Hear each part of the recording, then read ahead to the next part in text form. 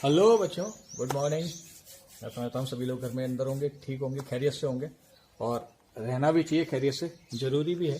Lockdown चल रहा है, घर के अंदर ही रहें, घर के अंदर पढ़ाई करें, मस्त रहें, लेकिन बाहर ना है क्योंकि बाहर का माहौल अभी ठीक नहीं है। आप देख रहे हो हर 10 दिन में संख्या जो कोरोना वायरस के मरीजों की संख्या वो लगातार दुगनी तिगनी होती चली जा रही है। अब क्या होगा ये तो वक्त ही बताएगा। सरकार जिस तरह से हमें पाबंद कर रही है उसका कहना मानना चाहिए, उसकी गाइडलाइन को फॉलो करना भी चाहिए क्योंकि जरूरी भी है। और फिलहाल खैर जो भी है चलता रहेगा फिलहाल, हाँ, पर लेकिन घर पर रहें और सेफ रहें, सरकार की गाइडलाइंस का पूरी तरह से पालन करें।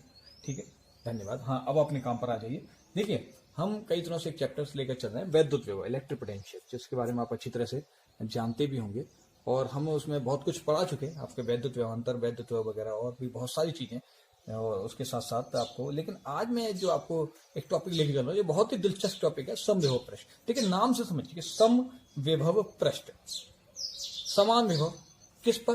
पृष्ठ पर। तो सीधी सी बात है, पृष्ठ पर समान विभव, पृष्ठ पर समान विभव, इसीलिए इसका नाम है समविभव पृष्ठ। यानी एक ऐसा पृष्ठ जो किसी वैद्युत क्षेत्र में खींचा गया और जिस पर विभव का मान कैसा है? एक समान है। जैसे इसकी परिभाषा पर गौर कीजिए, किसी वैद्युत क्षेत्र में खींचा गया एक ऐसा पृष्ठ जिसके प्रत्येक बिंदु पर विभव का मान, जिसके प्रत्येक बिंदु पर विभव का मान कैसा हो? एक समान हो, तो ऐसा पृष्ठ हमारा क्या कहलाता है? समविभव पृष्ठ कहलाता है। अब ध्यान से देखिए, समविभव पृष्ठ मैंने क्या कहा था? वैद्युत क्षेत्र में खींचा जाता। तो वैद्युत क्षेत्र तो जाहिर सी बात है जब भी बनेगा जब हमारे पास आवेश हो। तो मैंने मान लिया कि मान लो मेरे पास एक प्लस क्यू कूलम का आवेश है और इस प्लस क्यू कूलम से बहुत सारी वैद्युत क्षेत्र रेखाएं या वैद्युत क्षेत्र बल रेखाएं बाहर की ओर निकल रही हैं। इससे पहले वाले आपके चैप्टर में आपने पढ़ रखा होगा, आपके गुरुजी ने आपको पढ़ा रखा होगा कि इन वैद्युत क्षेत्र रेखाओं के कारण ही वैद्युत क्षेत्र का निर्माण होता है। मतलब वैद्युत क्षेत्र रेखाएं,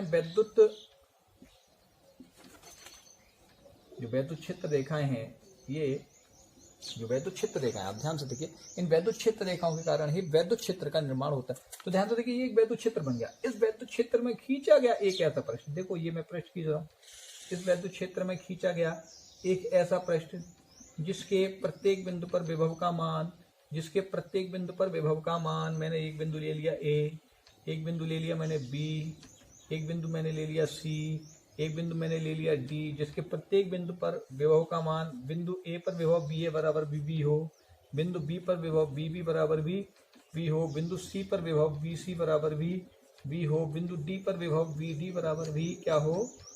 वी हो। तो इस प्रकार का खींचा गया पृष्ठ हमारा समविभव पृष्ठ कहलाता है। बस इतनी सी कहानी। किसी भी वैद्युत क्षेत्र में कोई हम पृष्ठ खींच दें, किसी वैद्युत क्षेत्र में हम कोई पृष्ठ खींचे तो वो खींचा गया पृष्ठ हमारा क्या कहलाता है? समविभव पृष्ठ, क्योंकि उसके प्रत्येक बिंदु पर विभव का मान कैसा होता है? एक समान होता है। ध्यान दीजिए, यह है हमारा समविभव पृष्ठ। क्लियर? समझ में आ रहा होगा आपको समविभव पृष्ठ कैसे कहते हैं। लेकिन एक बात ध्यान रखिए, हम ऐसे आवेश के चारों ओर बहुत सारे, यानी इस वैद्युत क्षेत्र में हम बहुत सारे समविभव पृष्ठ खींच सकते हैं। देखिए, एक समविभव पृष्ठ ये भी है, ध्यान से देखिए, ये भी एक समविभव पृष्ठ है। मैं चाहूं तो यहां भी एक समविभव पृष्ठ खींच सकता हूं। देखिए देखिए, ये जो मैं खींच रहा हूं दिखाई दे रहा होगा आपको, ये भी एक समविभव पृष्ठ है। ये बल रेखाओं को थोड़ा सा इस तरह से बाहर निकाल दीजिए, राइट, ये भी एक समविभव पृष्ठ है।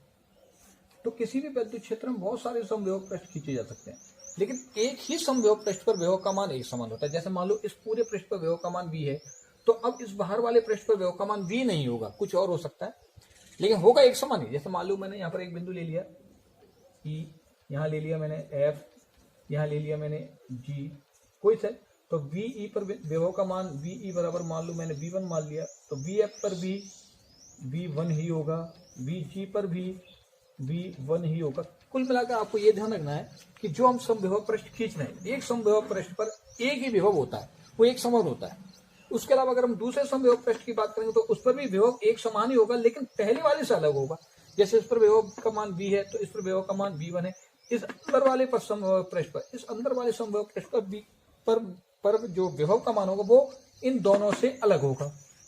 अगर मान लो मैं यहाँ पर विभव का मान लूं तो हो सकता है वो V2 हो, यहाँ पर भी विभव का मान V2 हो। कुल मिलाकर हर समविभव पृष्ठ पर विभव का मान अलग अलग होता है, हर समविभव पृष्ठ पर विभव का मान अलग अलग होता है, लेकिन एक ही समविभव पृष्ठ पर विभव का मान एक समान होता है। जैसे इस पूरे समविभव पृष्ठ पर विभव का मान V है तो इस पूरे संभव पृष्ठ पर विभव का मान कितना है, V1 है। इस अंदर वाले संभव पृष्ठ पर विभव का मान कितना है, V2 है। हर संभव पृष्ठ पर विभव का मान अलग अलग होता है और एक ही संभव पृष्ठ पर विभव का मान पूरे पर एक समान होता है, सभी बिंदुओं पर एक समान होता है। क्लियर। तो ये था हमारा समविभव पृष्ठ, बहुत छोटा सा टॉपिक। किसी वैद्युत क्षेत्र में खींचा गया एक ऐसा पृष्ठ जिसके प्रत्येक बिंदु पर विभव का मान कैसा हो, एक समान हो, समविभव पृष्ठ कहलाता है। अब एक प्रश्न जरूर उठता है कि सर ये जब सभी एक ही वैद्युत क्षेत्र में खींचे जा रहे हैं तो सभी समविभव पृष्ठ पर जो अलग अलग समविभव पृष्ठ हैं सभी पर विभव के मान अलग अलग क्यों हैं? तो ये बहुत ही दिलचस्प प्रश्न है। तो आप इसके बारे में जानते भी होंगे। देखिए इससे पहले मैंने आपको एक चीज पढ़ाई थी कि प्लस क्यू आवेश के कारण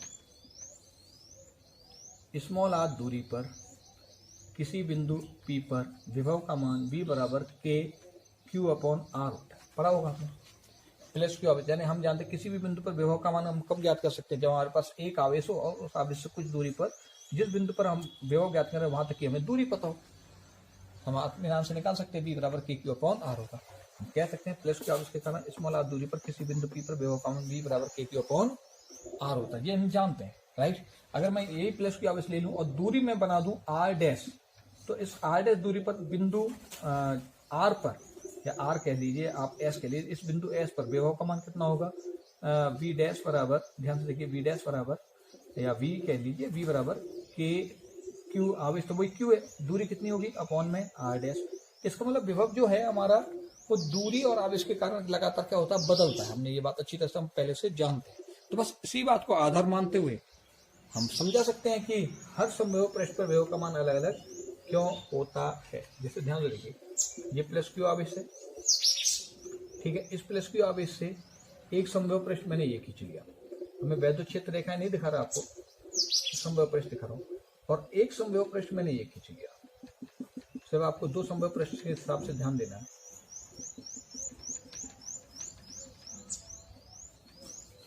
क्लियर।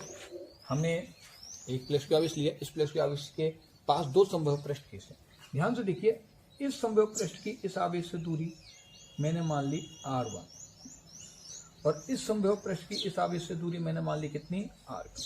चित्र से स्पष्ट हो रहा है कि यहाँ पर R2 का मान R1 से ज्यादा है। अब जो विभव का फॉर्मूला है वो क्या होता है, वो होता है V बराबर K Q अपॉन R। ये फॉर्मूला आपसे ये बताता है कि अगर आवेश बढ़ेगा तो विभव भी बढ़ेगा, नहीं अगर दूरी बढ़ेगी, क्योंकि दूरी विभव के व्युत्क्रमानुपाती है, अगर दूरी बढ़ेगी तो विभव का मान कम होगा। ये फॉर्मूला आपसे ये कहता है, ठीक है।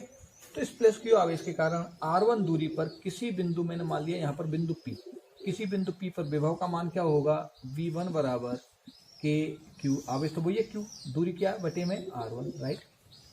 इसी प्रकार से इस प्लस क्यू आवेश के कारण R2 दूरी पर किसी बिंदु S पर विभव का मान क्या होगा, V2 बराबर K Q, आवेश तो वही है Q, लेकिन दूरी क्या है बटे में R2। अब दूरी कौन सी ज्यादा है, R2 ज्यादा है, तो इसका मतलब ये विभव कम होगा V2, और R1 कम है तो ये विभव V1 ज्यादा होगा। तो हम लिख सकते हैं कि जब दूरी R2 ज्यादा है तो जाहिर सी बात है विभव V2 कम होना चाहिए, किससे, V1 से, राइट। तो जैसे जैसे हम दूर बढ़ते जाएंगे, हम जैसे जैसे संभव पृष्ठ को आवेश से दूर बनाते जाएंगे तो दूरी बढ़ेगी तो विभव का मान घटेगा। इसलिए हर संभव पृष्ठ का विभव का मान अलग अलग होता है। क्यों, अब मालूम मैं तीसरा संभव पृष्ठ यहाँ ले लूँ बीच में, ध्यान से देखिए, यहाँ ले लूँ तीसरा संभव पृष्ठ। अब गौर से देखिए, मैं अब ये सब मिटा रहा हूँ, यहाँ पर ध्यान न दीजिए। अब यहाँ मैं आपको दिखाने की कोशिश कर रहा हूँ, वहां पर गौर कीजिए, ये सब मैंने मिटा दिया, ध्यान दीजिए। मैं एक तीसरा संभव पृष्ठ यहाँ ले लेता हूँ, ये एक तीसरा संभव पृष्ठ, राइट। और ये दूरी होगी हमारे पास R3, कहाँ तक की, यहाँ तक की।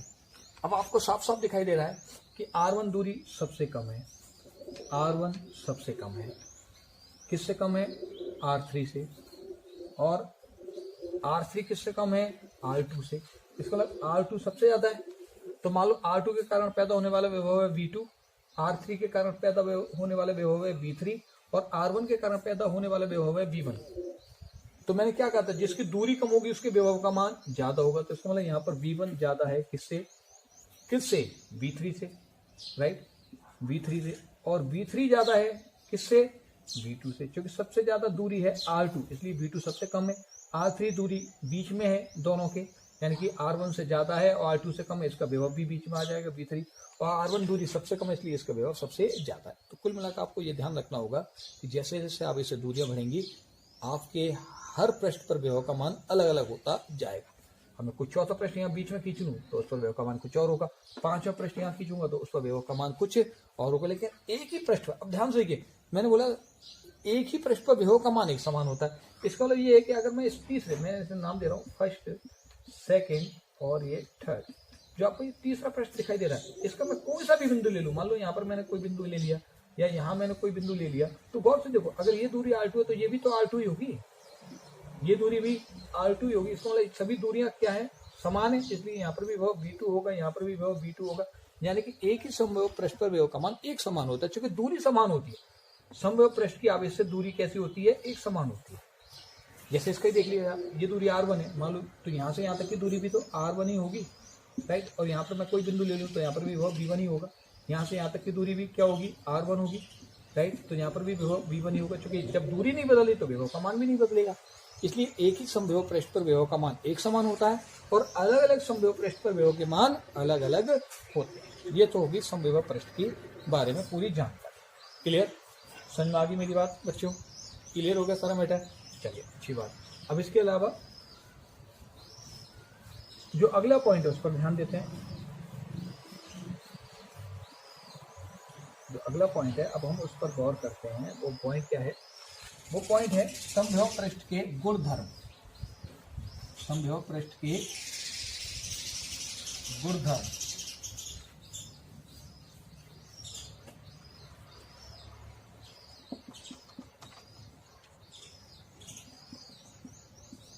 समविभव पृष्ठ के गुणधर्म। पहला गुणधर्म क्या है? किसी भी समविभव पृष्ठ में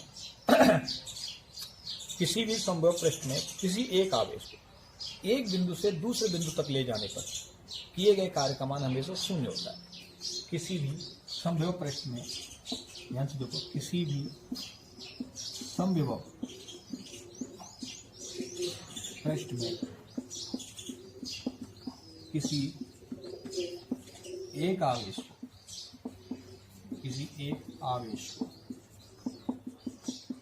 एक बिंदु से दूसरे बिंदु तक ले जाने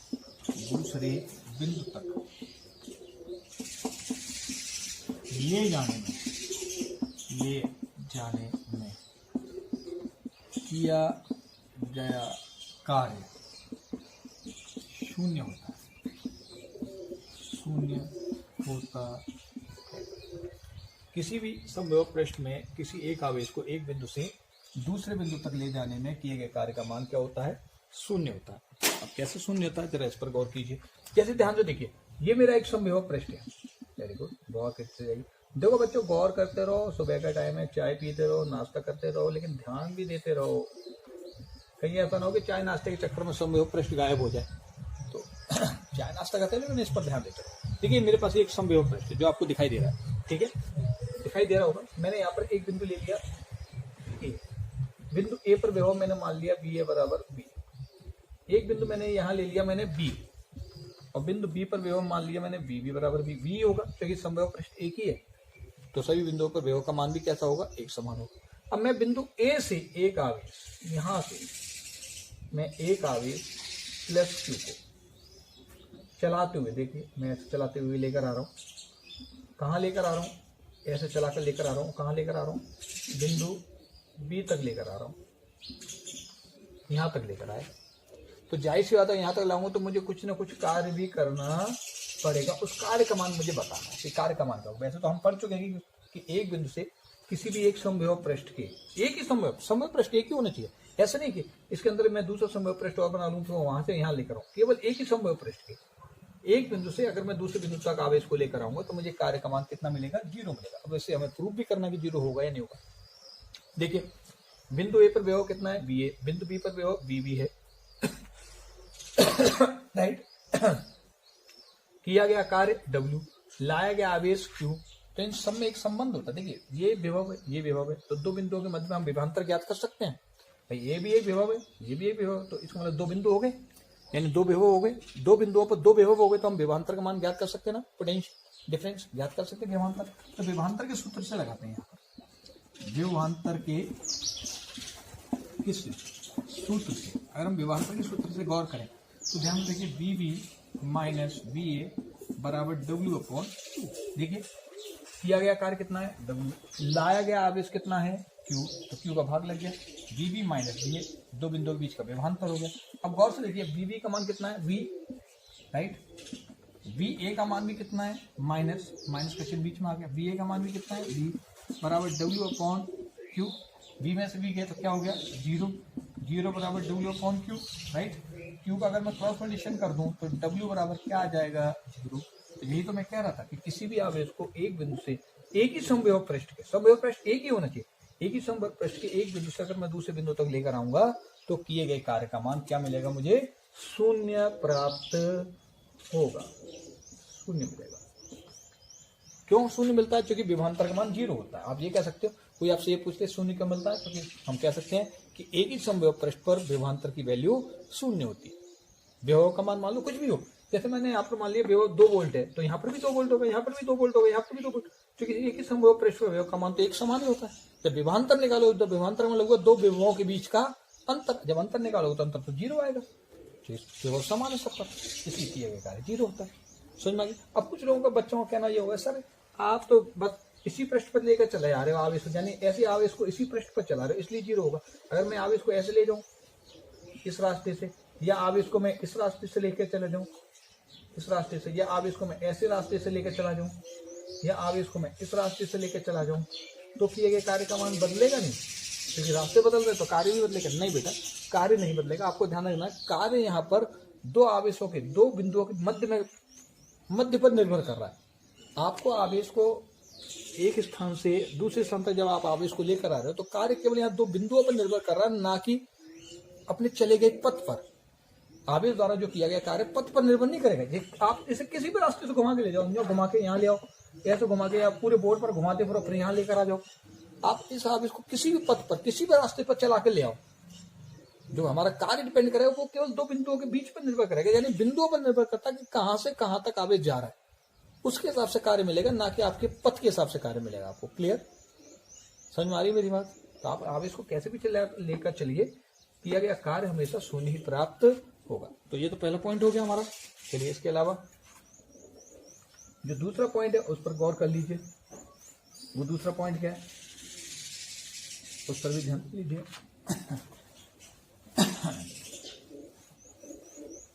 दूसरा बिंदु जो है वो ये है, नंबर 2 सेकंड जो बिंदु वो ये है कि किसी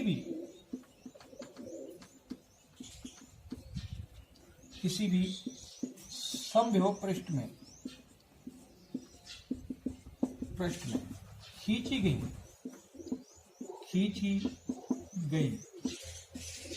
वैद्युत क्षेत्र रेखाएं, किसी भी समविभव पृष्ठ में खींची गई वैद्युत क्षेत्र रेखाएं सदैव पृष्ठ के अभिलंबवत होती है। किसी भी वैद्युत क्षेत्र में खींची गई, तो किसी भी समविभव पृष्ठ में खींची गई वैद्युत क्षेत्र रेखाएं सदैव पृष्ठ के अभिलंबवत होती है। यानी वैद्युत क्षेत्र रेखाएं वो सदैव समविभव पृष्ठ के कैसी होती हैं, परपेंडिकुलर, अभिलंबवत होती है। कैसे होती है जरा ध्यान से देखिए। मैंने कहा था मेरे पास ये प्लस क्यू आवेश है, थोड़ा सा स्याही का बड़ा माजरा चल रहा था, देख लेते हैं, कोई बात नहीं। ये एक प्लस क्यू आवेश है जिस पर गौर कीजिए। इस प्लस क्यू आवेश से ये वैद्युत क्षेत्र रेखा क्या कर रही है, बाहर की ओर निकल रही है। इन पर ध्यान से देख लीजिए, मैं ज्यादा नहीं बनाऊंगा, तो ये वैद्युत क्षेत्र रेखा की बाहर निकल रही है। और वैद्युत क्षेत्र रेखाओं भी निकलने के कारण क्या बनता है, वैद्युत क्षेत्र। और अगर इस वैद्युत क्षेत्र में मैं कोई इस प्रकार का पृष्ठ खींच दूं जो आवेश से समान दूरी पर हो, चारों ओर आवेश से कैसा हो, समान दूरी पर हो, तो ये खींचा गया पृष्ठ मेरा क्या कहलाएगा, समविभव पृष्ठ। राइट? अब पॉइंट ये है कि किसी भी समविभव पृष्ठ में खींची गई वैद्युत क्षेत्र रेखाएं सदैव पृष्ठ की कैसी होती है, अवलंबित होती है। तो आप ध्यान से देखिए, ये है वैद्युत क्षेत्र रेखा, ये है समविभव पृष्ठ। देखिए ये लाइन जो डॉटेड लाइन है ये है समविभव पृष्ठ, ये है वैद्युत क्षेत्र रेखाएं। मैंने सिर्फ आपको 4 ही दिखाई, ऐसे इसमें असंख्य होंगी ऐसी वैद्युत क्षेत्र रेखाएं, इसमें असंख्य होंगी, लेकिन मैं आपको सिर्फ 4 से ही समझा रहा हूँ। राइट? अब आप ध्यान देखिए, ये समविभव पृष्ठ जो दिखाई दे रहा है ना, इस पर एक स्पर्श रेखा खींच लीजिए। इस पर एक आपने क्या खींच ली, स्पर्श रेखा दिखाई दे रही होगी आपको। चलिए इस पर आपने एक स्पर्श रेखा खींच ली, अब ध्यान से देखिए, ये जो सब आपके पास ये जो वैद्युत क्षेत्र रेखा है, ये वैद्युत क्षेत्र रेखा इस स्पर्श रेखा के साथ कितने डिग्री का एंगल बना रही है? कितने डिग्री का? 90 डिग्री का बन रहा ना। ध्यान से देखिए, यहाँ पर ये भी एक समबाहु पृष्ठ है, यहाँ पर भी आप एक स्पर्श रेखा खींच लीजिए। फिर देखिए कि ये स्पर्श रेखा इस वैद्युत क्षेत्र रेखा के साथ, इस वैद्युत क्षेत्र रेखा के साथ कितने डिग्री का एंगल बना रही है? 90। तो परिभाषा यही तो थी कि किसी भी समबाहु पृष्ठ में, ध्यान देखिए, किसी भी समबाहु पृष्ठ में खींची गई वैद्युत क्षेत्र रेखाएं, खींची गई वैद्युत क्षेत्र रेखाएं सदैव पृष्ठ के साथ, किसके साथ? सदैव पृष्ठ के साथ। देखिए ये है पृष्ठ और ये पृष्ठ के साथ वैद्युत क्षेत्र रेखा कितने डिग्री का एंगल बना रही है? 90 डिग्री। तो सदैव पृष्ठ के साथ अविलंबवत होती हैं, यानी सभी वैद्युत क्षेत्र रेखा पृष्ठ के साथ 90 डिग्री का कोण बनाते हुए या तो बाहर जाती हैं या पृष्ठ के साथ 90 डिग्री कोण बनाते हुए अंदर आती है। अंदर कब आएंगी? ये अंदर उस समय आएंगी जब आवेश कैसा हो? नेगेटिव। अगर आवेश नेगेटिव है तो ये सभी वैद्युत क्षेत्र रेखाएं बाहर नहीं जाएंगी, बल्कि पृष्ठ के साथ 90 डिग्री का कोण बनाते हुए, पृष्ठ के साथ 90 डिग्री का कोण बनाते हुए कहाँ आएंगी? अंदर की ओर आएंगे। क्लियर? ये अंदर की ओर। अब आपको बात समझ में आ गई होगी। माइनस का आवेश है तो वैद्युत क्षेत्र रेखा अंदर आएंगी, प्लस का आवेश है तो वैद्युत क्षेत्र रेखा बाहर की ओर जाएगी। क्लियर आ गई मेरी बात समझ में? ये हमारा दूसरा पॉइंट है, समबाहु पृष्ठ। क्लियर? अच्छी बात। तीसरे पॉइंट की बात किया तो तीसरा पॉइंट ये है कि किसी भी आवेश को एक समबाहु पृष्ठ से दूसरे समबाहु पृष्ठ, एक ही नहीं, मैंने पहला पॉइंट, जो मेरा पहला पॉइंट था उस पर गौर करो। पहला पॉइंट मेरा ये था कि किसी भी आवेश को एक ही समबाहु पृष्ठ में, एक ही समबाहु पृष्ठ में एक बिंदु से दूसरे बिंदु तक। अब मैं कह रहा हूं कि किसी भी आवेश को एक समबाहु पृष्ठ से दूसरे समबाहु पृष्ठ में ले जाया जाए तो किए गए कार्य का मान शून्य प्राप्त नहीं होगा, फिर जीरो नहीं मिलेगा, फिर कार्य कुछ ना कुछ मिलेगा लेकिन वो शून्य नहीं होगा। कारण क्या है मैं आपको समझा देता हूँ, जरा गौर कीजिए। तीसरा जो पॉइंट है उस पर ध्यान दीजिए। तीसरा पॉइंट ये है कि किसी भी आवेश को किसी भी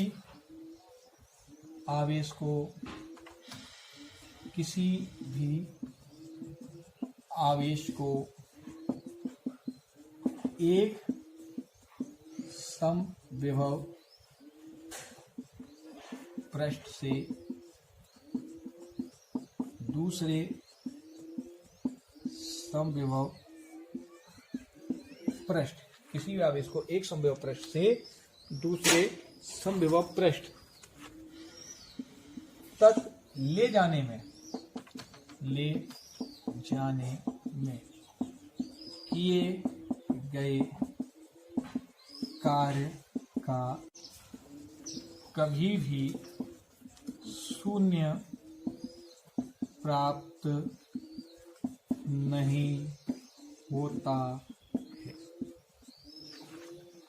अगर हम किसी एक आवेश को एक समबाहु पृष्ठ से दूसरे समबाहु पृष्ठ में ले जाएंगे तो कभी भी हमें आवेश का मान, यानी किए गए कार्य का मान कभी भी शून्य प्राप्त नहीं होगा। ये रियल बात। देखिए मैं बताता हूँ। देखिए ये रहा पहला समबाहु पृष्ठ, ये रहा मेरा पहला समबाहु पृष्ठ, राइट। ये है मेरे पास दूसरा समबाहु पृष्ठ। क्लियर? दो समबाहु पृष्ठ हो गए। एक मेरे पास पहला समबाहु पृष्ठ होता, ये मेरे पास दूसरा समबाहु पृष्ठ, दो समबाहु पृष्ठ है। मैंने आपको बता था कि हर समबाहु पृष्ठ का विभव अलग अलग होता है। मान लीजिए कि इसका विभव है V1 बराबर, इसका विभव मान लीजिए दूर है। देखिए केंद्र से यहाँ पर कोई आवेश रखा होगा, वैद्युत क्षेत्र रेखा बाहर की ओर निकल रही होगी, तो मैंने ये पृष्ठ खींच दिया, राइट। दो अलग अलग समबाहु पृष्ठ है। अगर ऐसा समझ में नहीं आ रहा तो आपको एक तरीका और बता देता हूँ, चलिए, जिससे और आपको परेशानी नहीं होगी। ठीक है, जरा इसको गौर कीजिए। देखिए ये है प्लस क्यू आवेश, ये प्लस क्यू आवेश से वैद्युत क्षेत्र रेखा क्या कर रही है? बाहर की ओर निकल रही है। आपको समझ में आ जाएगा आपके, राइट। इससे आसान हो जाएगा आपका समझना। ये वैद्युत क्षेत्र क्या क्या कर रही है? बाहर की ओर निकल रही है। क्लियर? सब कुछ दिखाई दे रहा है आपको? ठीक है। अब इस वैद्युत क्षेत्र में कई प्रकार के समबाहु पृष्ठ खींच सकता हूँ। ठीक है, एक समबाहु पृष्ठ तो मैंने ये ले लिया, एक समबाहु पृष्ठ मैंने ये ले लिया, एक समबाहु पृष्ठ मैंने ये ले लिया,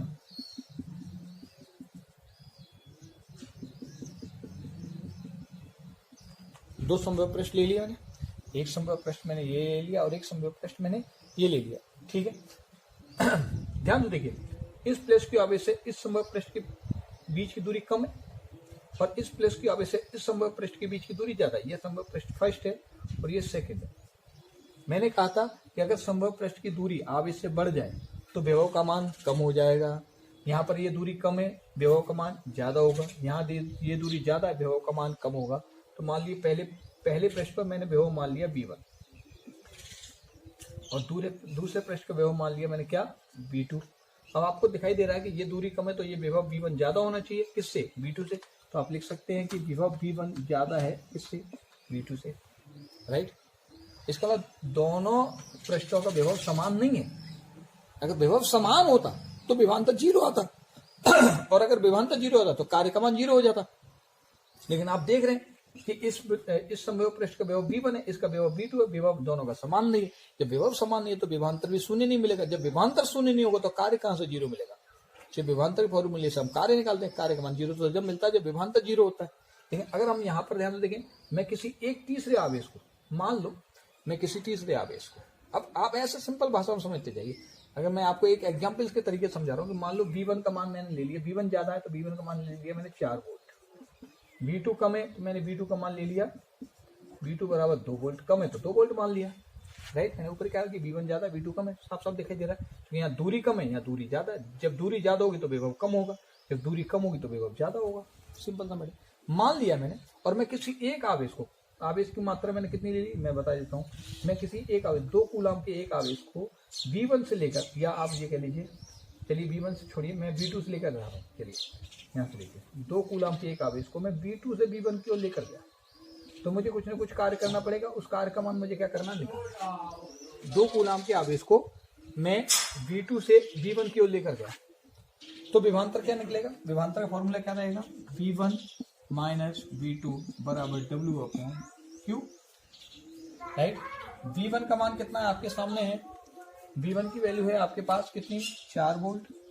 V2 की वैल्यू कितनी है, 2 वोल्ट बराबर W आपको निकालना है। Q का मान कितना है, 2 कूलम, राइट। Q का मान 2 कूलम है, राइट। 4 में से 2 गए तो कितने बचते, 2 बराबर W/2 का क्रॉस मल्टीप्लिकेशन कर दें तो W बराबर कितना आ गया, 4 जूल आया। लेकिन ये शून्य प्राप्त नहीं हुआ, 4 जूल आया लेकिन 0 प्राप्त नहीं हुआ। मैं यही तो कहने की कोशिश कर रहा हूँ कि अगर किसी भी एक आवेश को एक संभव पृष्ठ से दूसरे संभव पृष्ठ में ले जाया जाए तो किए गए कार्य का मान कभी 0 प्राप्त नहीं होता। वजह क्या है, क्योंकि दोनों ही संभव पृष्ठ पर विभव के मान होते हैं अलग अलग। जब विभव के मान अलग अलग होते हैं तो विभवांतर भी हमें शून्य नहीं मिलता। जब विभवांतर में शून्य नहीं मिलता, अगर हमें ये 0 मिल जाता तो 2 का गुणा करते ये टोटल 0 हो जाता। जब हमें विभवांतर ही 0 नहीं मिलता इसलिए कार्य का मान 0 नहीं मिलता। ठीक है, अगर मैं इसी आवेश को यहाँ से यहाँ ले जाऊं, यहाँ से यहाँ ले जाऊं तो कार्य का मान 0 होगा। या इसी आवेश को यहाँ से यहाँ लाऊं, यहाँ लाऊं तो कार्य का मान 0 होगा। वजह, अगर एक ही आवेश को एक ही संभव पृष्ठ में घुमाते रहेंगे तो कार्य का मान 0 होगा।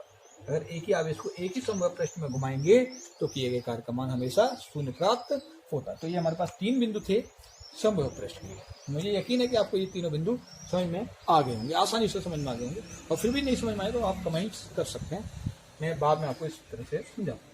ठीक है, चलिए अब ये तो हुए संभव पृष्ठ के 3 बिंदु।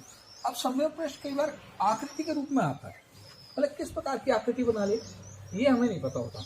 तो ध्यान से देखिए, मैं आपको 3 डायग्राम बना रहा हूँ। वैसे मैं इसका प्रैक्टिकल करके दिखा सकता था लेकिन पॉसिबल हो नहीं पाता कई बार प्रैक्टिकल। चलिए कोई बात नहीं, मैंने प्रैक्टिकल में समझाता हूँ।